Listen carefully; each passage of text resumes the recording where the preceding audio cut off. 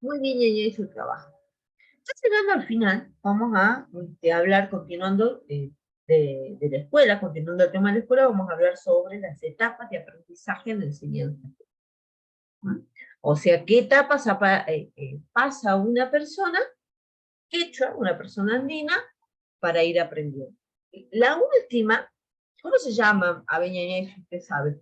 Cuando en la cultura quechua hay una persona que sabe, que uno considera que sabe, que los respeta, que se le consulta. ¿Quiénes suelen ser dentro de la cultura andina? Los ancianos son las Ari, personas mayores. Ari, los ancianos, las personas de edad, porque se considera que, bueno, toda su etapa han aprendido. Y dentro de las personas mayores, que se les considera ya de por sí por su edad, hay, podemos encontrar a los amautas. La mauta Ah, es los, importante de la sabiduría. ¿Mm? Y el amauta que hace, interpreta los resultados de la sabiduría. O sea, no es que yo sé para saber solamente, sino que yo sé para interpretar los resultados de algo. Si yo sé interpretar el sol, es porque voy a interpretar los resultados del clima durante el calendario. O sea, no es solamente saber por saber, es saber con resultados, saber con utilidad. Conjunto de resultados de las dos etapas anteriores, que ahora vamos a ver cuáles son las dos etapas anteriores. Los amautas observan, interpretan y aplican los resultados de los efectos cosmogónicos de su alrededor. No son sabios teóricos ni habladores. Por ejemplo, si yo hago la ceremonia, la mama, la Pachamama, se introducen elementos crudos, como ser papa, maíz, maní, cascaritas de maní, y yo no lo entierro a eso, sino que lo voy a tapar con una laja.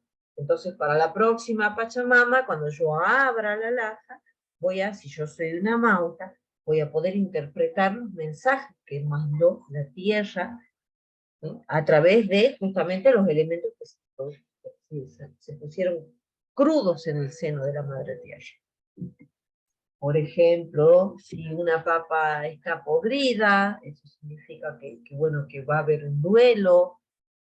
Si hay muchos bichitos, yo te comento lo que yo vi, que me comentó mamá, Cusi, en algunas pachamamas. Me acuerdo que había una bueno, pachamama que había muchos bichitos en el seno de la madre tierra, como bichitos pelotitas, había babosas. Entonces mamá dijo que iba a haber mucho movimiento en ese lugar, de mucha gente, de entrada y salida de personas. Entonces, ellos van interpretando a medida que van sucediendo los hechos. Entonces, vamos a hacer el Inti Raymi, y los amautas van a ver el sol, van a ver los colores, te van a preguntar qué viste, cómo eran los colores que viste, y van a interpretar. Van a decir, entonces el sol está diciendo esto, o trae este mensaje, ya sea a nivel personal o a nivel colectivo. Pero esos son los amautas. Antes de ser amauta, está el conocimiento, ¿sí? El amauta tiene ya la sabiduría. Tenemos el conocimiento, es conocer las cosas. Esa etapa la persona se llama el auquis. El auquis inicia a practicar la información. Yo, por ejemplo, me considero un auquis, ¿sí? Porque yo estoy practicando la información que me están dando los, eh, los amautas. Dame un segundito.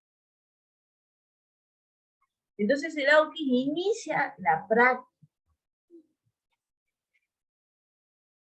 Primero se informa, recibe la información, ¿sí? Y la empieza a practicar. Ahí la información se va a transformar en conocimiento porque empieza la práctica. Acuérdate que nuestra cultura es una cultura de práctica.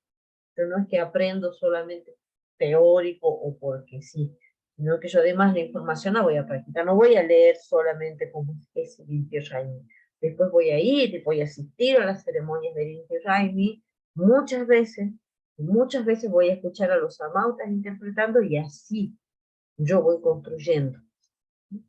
Entonces, es la aplicación de la información oral y práctica recibida de los padres, los abuelos y el ayllu en su conjunto. Como que uno empieza a nutrirse de la familia. Y la primera etapa, que es la etapa anterior, es la de la información.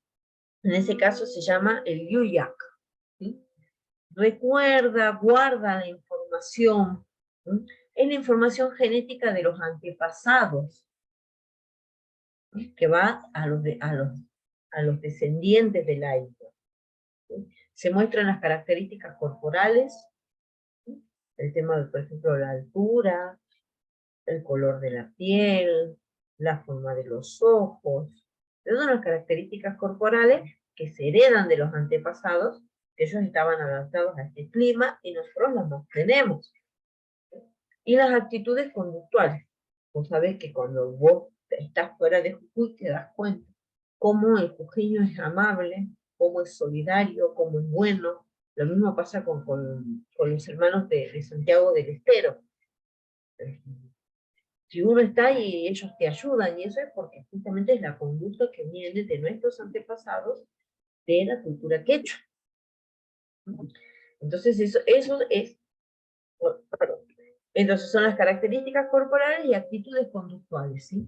Desde que se tiene uso de razón, desde pequeñito, en todo momento los niños escuchan, observan y aprenden del diálogo y la práctica de los mayores, la práctica cultural.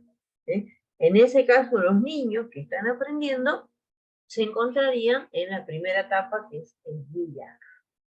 Después se pasa a ser un aukis, y ya después con la práctica y con mucha conducta y con una moral quechua coherente, se llega a ser una mauta, que se llega ya a la sabiduría. Ari Ñañay, ¿alguna consulta? O sea que Y bueno, Ñañaycita, con esto llegamos ya al final nuestra yacha y runa simi. Pachis por el tinku, por el encuentro, Ñañay. Y bueno, gracias siempre por estar, Pachis.